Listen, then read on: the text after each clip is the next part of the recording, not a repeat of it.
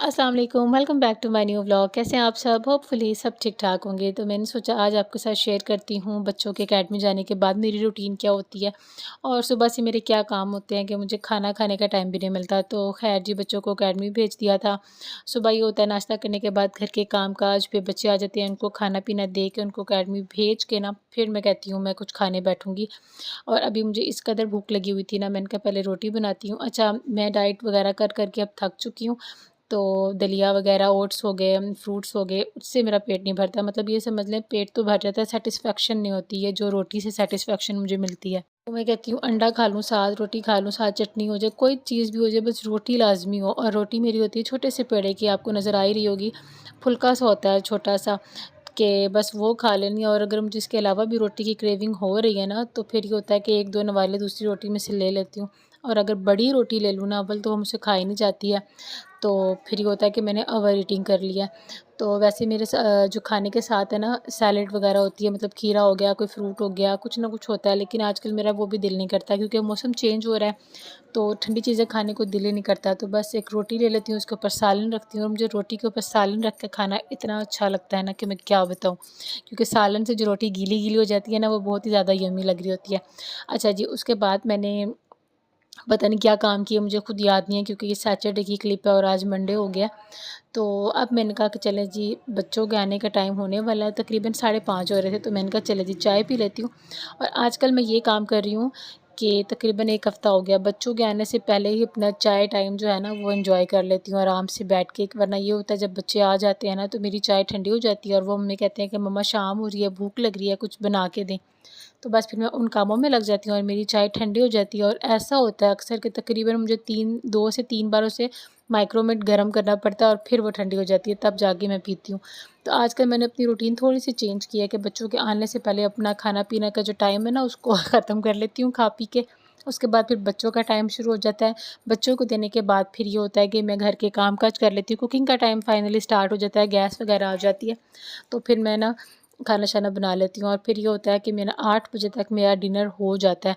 अच्छा, मैंने अपना ना वेट लूज़ किया है ना, तो उसके बाद मुझे मेंटेन करना भी ज़रूरी होता है। अगर ये मैं बेटाइम खाना खाऊँगी, ओवर ईटिंग करती रहूँगी ना, तो फिर मुझे ये डर होता है कि वेट बढ़ ना जाए। तो बस आजकल यही मेरी रूटीन चल रही होती है। तकरीबन 1 डेढ़ साल हो गया कि माशाल्लाह से मैंने अपनी ना थोड़ी-सी आदतें वग़ैरह जो हैं चेंज कर ली हैं। वरना ये होता था कि मेरे हस्बैंड रात को 10 साढ़े 10 इवन कि 11 साढ़े 11 बजे भी आ रहे हैं, तो खाना मैं उन्हीं के साथ खाया करती थी। तो जब से मैंने अब डाइटिंग वगैरह स्टार्ट किया ना, तो मेरा ये होता है कि मैं 7 साढ़े 7 8 बजे तक अपना खाना खा लूँ, 2 घंटे तक खाना हज़म हो जाता है। फिर रात को फिर ये होता है अक्सर कुछ हस्बैंड ले आते हैं, कुछ चीज़ की क्रेविंग होती है, वो खा लेती हूँ और फिर रात को ग्रीन टी जो कुछ भी मैंने लेना होता है वो मैं ले लेती हूँ। तो भई ये था मेरा वेट को कंट्रोल करने का तरीका, मैं आपको बता रही हूँ। और ज़्यादा से ज़्यादा मैं ना वाटर इनटेक करती हूँ। कुछ दिन पहले मैं ये बास्केट लेकर आई थी, तो मैंने कहा चलो जी इसके अंदर भी ये स्पून लगा लेते हैं, वरना मैंने जग के अंदर रखे हुए थे। कोई चीज़ ज़ाया नहीं करती, कुछ ना कुछ इस्तेमाल कर ही लेती हूँ। तो बस अब यहाँ पे चम्मच लगा दिए थे मैंने खाने के बड़े वाले, इसके टोकरी में बहुत प्यारे लग रहे थे। तो मैंने कहा चलो जी अब चाय बनाती हूँ। गैस तो आ गई होगी, तो ये देखिए गैस आ गई है, तो मैंने कहा चाय बना लेते हैं, चाय के साथ कुछ खा पी लेंगे। लेकिन फिर मैंने सोचा कि रात दोपहर को मैंने खाना खा लिया, तो एक मील तो मेरा हो चुका है और तकरीबन 5:30 हो गए हैं और खाना खाने में भी अभी ना रात का खाना खाने में भी अभी 1 से 2 घंटा है, तो इसीलिए खाने को स्किप करते हैं, सिर्फ़ और सिर्फ चाय एन्जॉय करते हैं। तो बस चाय बना रही थी। अच्छा, चाय की खुशबू इतनी प्यारी लगती है ना इस वक़्त। और चाय मज़े की तब लगती है जब तो इसके अंदर शक्कर हो या चीनी हो, और दोनों के बिना चाय बिल्कुल ही बदमज़ा होती है। लेकिन अब ये है कि डाइटिंग कर के इसकी आदत हो गई है, तो मैं फीकी चाय को पी लेती हूँ, एन्जॉय कर लेती हूँ। तो भई आजकल जो मौसम है ना वो बहुत ही ज़्यादा अच्छा हो गया है, ना सर्दी है ना गर्मी है। और इसके अलावा ये होता है कि किचन में आपका ना काम करने को दिल करता है, तो इसलिए ना मैं किचन में कोई ना कोई काम कर ही रही होती हूँ। अच्छा, और जब से मैंने ना एक्सरसाइज़ छोड़ी है, तो वो मुझे इतनी आदत हो गई है कि मैं 10 मिनट से ज़्यादा ना बैठती नहीं हूँ, लेटती नहीं हूँ। मतलब अगर बैठ गई हूँ, लेटी हूँ, मैं कहती हूँ अल्लाह मैं इतनी देर से लेटी हुई हूँ, फिर से मेरा वज़न ना बढ़ जाए। और ये अमूमन बात पाई जाती है, जितना आप लेटोगे ना, रिलैक्स करोगे, आराम करोगे, वेट आपका उतनी जल्दी गेन होता है। अगर आप मैक्सिमम ज़्यादा से ज़्यादा आधा घंटा भी बैठ गए हो ना, लेट गए हो, तो उसके बाद आपको ज़रूरी है कि आधा घंटा चलते फिरते रहो, काम-शाम करते रहो। तो ये बहुत ही अच्छी टिप है जो मैं आपको बता रही हूँ वेट लॉस के लिए। तो ख़ैर मैं यही काम करती हूँ कि बैठ गई, आराम कर लिया थोड़ा सा, फिर मैं चलती फिरती कोई काम कर लिया घर का। तो फाइनली ये मेरा फेवरेट स्पॉट है, यहाँ पे मैं आके इतनी खुशी से बैठती हूँ, रिलैक्स हो जाती हूँ। यहाँ पर बैठकर मैं अक्सर चाय पीती हूँ, खाना भी खा लेती हूँ, और जब पाँव को ना घास टच होती है ना तो इतना प्यारा महसूस होता है ना, फ़ील होता है, ठंडी ठंडी सी अच्छी लग रही होती है। तो भई अब मैंने कहा चाय तो मेरी फ़िनिश हो चुकी है और अब मैं जाके किचन में खाना बना लेती हूँ। तो आज मैंने सोचा था कि मैं बना लूँगी मूँगी मसरा की दाल, जो झटपट से बन जाती है, और इसकी रेसिपी भी थोड़ी बहुत आपसे शेयर कर लूँगी। तो मैंने कहा बच्चे आने वाले हैं ना, तो खाना भी चढ़ा देती हूँ इससे पहले कि उनकी कोई फ़रमाइश शुरू हो जाए कि ये बना दें, वो बना दें। तो फिर ये होता है कि उनकी फ़रमाइश के ना साथ-साथ खाना डिले हो जाता है मेरा। तो अच्छा, मौसम आजकल अच्छा है ना, तो किचन में काफ़ी टाइम मेरा स्पेंड हो जाता है, और मौसम अच्छा हो ना तो जो हमारे पेंडिंग कपड़े होते हैं ना वो भी हम यूज़ कर लेते हैं। अब जैसे ये वाला जो मेरा ड्रेस है ना पेपर कॉटन का, ये मैंने आज से 3 साल पहले सिलवाया था, और पहनने का मौका ही नहीं आता। गर्मियों में पहनती हूँ तो इसमें बहुत ज़्यादा गर्मी लगती है। तो मैंने कहा ये मौसम अच्छा है तो चले जी इसी में पहन लेते हैं। तो 2 दिन हो गए आज मुझे फ्राइडे और सैटरडे, 2 दिन ये मैंने ड्रेस पहना है। अच्छा, मेरे कोई भी ड्रेस है ना मैं रात को पहन के नहीं सोती हूँ, दिन में पहनती हूँ, काम करने के बाद, सफाइयाँ करने के बाद फिर चेंज करती हूँ। रात को भी ना दूसरे कपड़े पहन के सोती हूँ। तो इसलिए मेरे जो कपड़े हैं ना ज़्यादातर जो न्यू रहते हैं। तो ख़ैर यहाँ पे मैंने खाने में डाल दी थी धड़ा मिर्च, नमक, मिर्च, हल्दी, धनिया पाउडर, चिकन पाउडर, लहसुन अदरक का पेस्ट, ये डाल के इसको मैंने रख दिया था। उसमें उबाला आएगा तो मैंने कहा जल्दी से इसमें उबाला तब तक आएगा, ये दाल गल जाएगी। तो मैं ना यहाँ सीढ़ियों की लाइट ऑन कर देती हूँ, क्योंकि मगरिब का टाइम हो रहा है, अज़ानें हो रही हैं। तो लाइट ऑन कर देती हूँ, और उसके बाद जी अभी मैं लाइट ऑन करके आई ही थी कि बच्चों का मैसेज आ गया था एकेडमी से कि बच्चों को छुट्टी हो गई है। तो बस ये होता है, आजकल दिन छोटे हैं, अंधेरा हो जाता है, तो फिर मैं उन्हें खुद जाके लेकर आती हूँ कि अंधेरे में ना मुझे फिर डर लगता है कि बच्चे आ रहे हैं, और सेटिस्फेक्शन नहीं होती, मुझे फ़िक्र लगी रहती है। तो बस फिर मैं जल्दी से गई हूँ, चादर ओढ़ी है जी, और जाके मैं उनको लेकर आऊँगी। आने के बाद जी फिर उनको मैंने बना के देने हैं पिज़्ज़ा सैंडविच, जिसकी रेसिपी मैं आपके साथ शेयर करती हूँ, जो लंच बॉक्स के लिए बहुत ज़्यादा अच्छी है, और उसके अलावा शाम के टाइम स्नैक्स के तौर पे खाई जाती है। तो बस आजकल यही चल रहा होता है कि शाम है ना और सर्दियाँ भी हैं, तो कभी पकोड़े, कभी समोसे, कभी फ्राइज़, और कभी इस तरह के सैंडविचेस बच्चों को बना के दे देती हूँ। अच्छा, बहुत ही ईज़ी रेसिपी है ये लंच के लिए, क्योंकि मैंने ना फ्रोज़न चिकन जो है ला के रखा हुआ है, चिकन फजीता टॉपिंग वो ला के रखी हुई है। अगर आप चाहें तो इसे माइक्रो में भी डिफ्रोज़ कर सकते हैं। वैसे मेरा ये होता है कि इसके अंदर थोड़ा-सा पानी ऐड करके ना चूल्हे पे ही तवे पे रख लेती हूँ, और फिर उसको ना छुरी से थोड़े-थोड़े मैश कर देती हूँ, ताकि वो ना सैंडविच के अंदर एडजस्ट हो जाएँगे। अच्छा, बच्चे मुझे बोल रहे थे कि मम्मा आप हमें ना पिज़्ज़ा सैंडविच बना दो। मतलब पिज़्ज़ा सैंडविच नहीं, ब्रेड पिज़्ज़ा जो होता है ना वो बना दो। लेकिन उसमें ये होता है कि उसको जब हम बेक करते हैं ना, चीज़ें ऊपर से मेल्ट हो जाती है, लेकिन नीचे से जो ब्रेड होती है ना वो ज़्यादा क्रिस्पी हो जाती है। तो मैंने कहा इससे अच्छा है कि मैं इसके सैंडविचेस बना देती हूँ। तो बस वही टॉपिंग वगैरह जो है, पिज़्ज़ा सॉस लगानी है, ये केचअप लगानी है, मायोनीज़ लगानी है, ये तीनों तीनों चीज़ें आप इसके अंदर लगा दें, और फिर ऊपर से चिकन की टॉपिंग कर दें। और फिर अगर आपके बच्चे सब्जियां खाते हैं तो वेल एंड गुड है, अगर नहीं खाते तो बहुत बुरी बात है। और मेरे बच्चे जो है ना बहुत बुरी बात है, खाते ही नहीं है, और मुझे बहुत ज़्यादा गुस्सा आता है। और कभी कभी तो मैं ना डिसहार्ट हो जाती हूँ कि पिज़्ज़ा बनाना है तो सब्जियां नहीं लगानी, तो मैं कहती हूँ फिर मज़ा क्या आना है इसमें खाने का। तो बस ये मैंने चिकन इसके ऊपर ऐड कर दिया था, उसके ऊपर मोज़रेला चीज़ ऐड कर दी थी, और थाइम जो था वो डाल दिया, ओरिगैनो उसके ऊपर स्प्रिंकल कर दिया था, थोड़ा सा चुटकी एक धड़ा मिर्च इसके ऊपर स्प्रिंकल कर दी थी, और इसको ऊपर से कवर कर दिया था दूसरी ब्रेड से। उस ब्रेड के ऊपर मैंने हल्का सा ना केचप लगाया हुआ था। बाकी ये कि आप ब्रेड पे लगाना है ब्रेड पे लगा लो, वरना जो पिज़्ज़े की टॉपिंग है ना सारी उसके ऊपर भी आप लगा सकते हो, जैसा कि मैंने लगाया।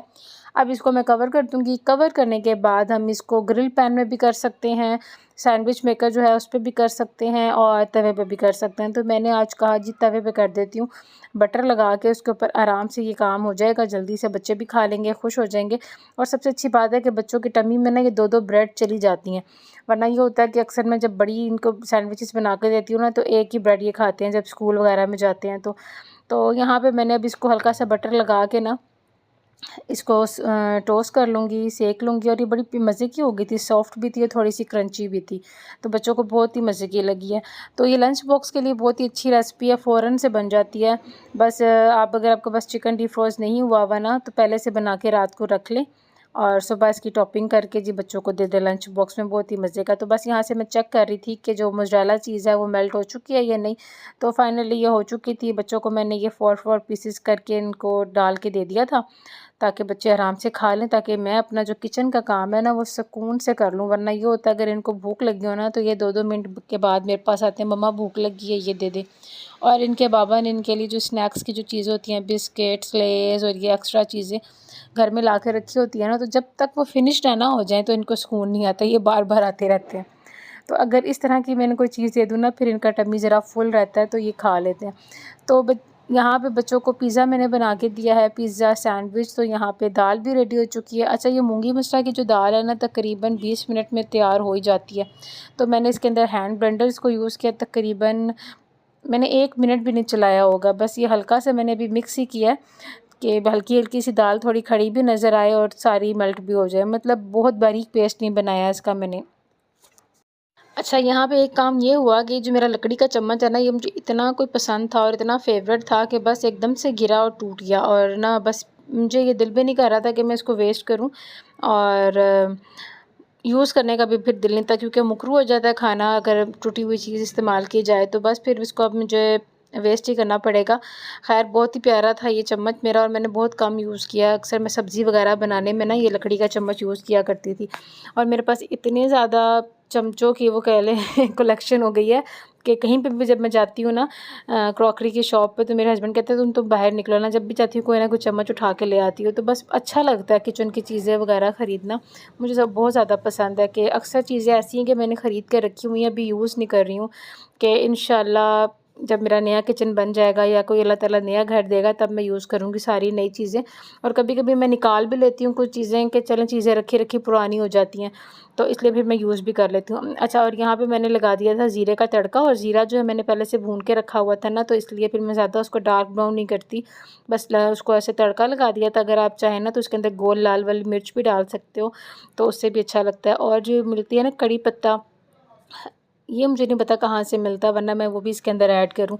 तो ख़ैर, दाल मेरी यहाँ पे रेडी हो चुकी थी, और यहाँ पे मेरे बच्चों की फ़रमाइश आ गई थी कि मम्मा हमने दाल चावल ही खाने हैं।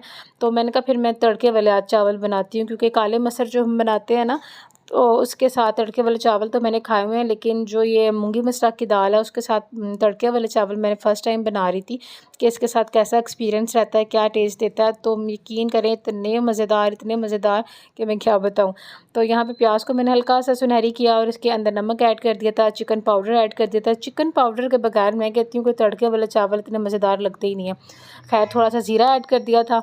अगर आपके पास चिकन स्टॉक है ना तो वो भी ऐड कर सकते हैं। अगर चिकन पाउडर नहीं है तो चिकन स्टॉक ऐड कर दें, तो उससे भी बहुत ही मज़े का टेस्ट आता है। और यहाँ पे मैंने पानी ऐड कर दिया। पानी ऐड करने के बाद इसको मैंने कवर कर दिया, चावल भी मैंने डाल दिया, और तो यहाँ पे मैंने दम लगा दिए थे। वही बात है ना, मेरी हड्डी को सुकून ही नहीं है, तो मैंने कहा साथ साथ बच्चों के लिए केक भी रेडी कर लेती हूँ, सुबह नाश्ते में भी खा लेंगे। और फिर ये होता है कि चलते फिरते इनको कोई ना कोई मीठी चीज़ की क्रेविंग होती है, तो फिर ये खाते पीते रहते हैं। तो चले, मैं इसकी रेसिपी भी आपके साथ शेयर कर लेती हूँ। 2 अदद अंडे डाले हैं, आधा कप चीनी डाला है, आधा कप घी डाला है, 2 से 3 चम्मच के गर्म दूध के डाले हैं, वनीला एसेंस के चंद ड्रॉप्स डाल दिए हैं। अगर आपके पास वनीला एसेंस नहीं है तो लेमन एसेंस डाल दें। वैसे मैंने लेमन एसेंस ही डालना था, लेकिन वो मुझे याद ही नहीं था। केक बनाने के अगले दिन मुझे याद आया कि मुझे तो वनीला एसेंस के बजाय लेमन एसेंस डालना चाहिए था। ख़ैर, इन सब चीज़ों को अच्छे से ब्लेंड कर लिया। ब्लेंड करने के बाद 1 कप जो है मैदा इसके अंदर ऐड कर देंगे छान के, और फिर 1 टीस्पून बेकिंग पाउडर इसके अंदर ऐड करेंगे। बेकिंग सोडा नहीं डालना, ठीक है। और यहाँ पे मैं ये बना रही थी ना कोकोनट टी केक, तो तकरीबन 3 चम्मच जो होते हैं ना कोकोनट पाउडर के, वो डाल दें। कद्दूकश किया हुआ कोकोनट, ठीक है, वो इसके अंदर डाल देना है। डालने के बाद इसको हम अच्छे से मिक्स कर लेंगे। और मैं ये छोटा मोल्ड लेकर आई हूँ, वो मुझे बड़ा ही पसंद है, छोटू मोटू सा। तो उसके अंदर ये होता है ना कि 2 अंडों का केक बड़ा अच्छा से राइज़ हो जाता है, वरना मेरे पास 2 बड़े मोल्ड भी पड़े हैं, उसमें फिर ये होता है कि बैठ जाता है केक, इतना ज़्यादा ना राइज़ नहीं होता, उसमें फैला होता है तो वो लंबाई में चला जाता है, तो राइज़ नहीं होता। तो ये छोटा सो मैं लेकर आई हूँ ना मोल्ड, इसके अंदर बड़ा अच्छा सा राइज़ हो जाता है, बिल्ड हो जाता है केक आपका। तो यहाँ पे मैंने अच्छे से इसको मोल्ड को ना ग्रीस किया, बटर पेपर लगा दिया था, और अब मैंने मिक्सर इसमें डाल दिया। और यहाँ पे मैं सोच रही थी कि ये क्या मुझसे गलती हो गई है, क्योंकि जो मोल्ड है ना फुल भर गया था। तो मैंने कहा आज तो मेरा जो केक है ना बस ये समझ लें बाहर निकला ही निकला। लेकिन मैंने अल्लाह का सुपुर्द किया और ख़ुद कमरे में चली गई, बच्चों के साथ खाना खाया, उनको दिया। 40 मिनट्स के बाद मैंने जब आँखें खोला, मैं कहती हूँ मैं तो खुश ही हो गई इतनी ज़्यादा कि मेरा केक इतना मज़े का बना है, क्योंकि मुझे ये डर था कि बाहर ही ना निकल जाए।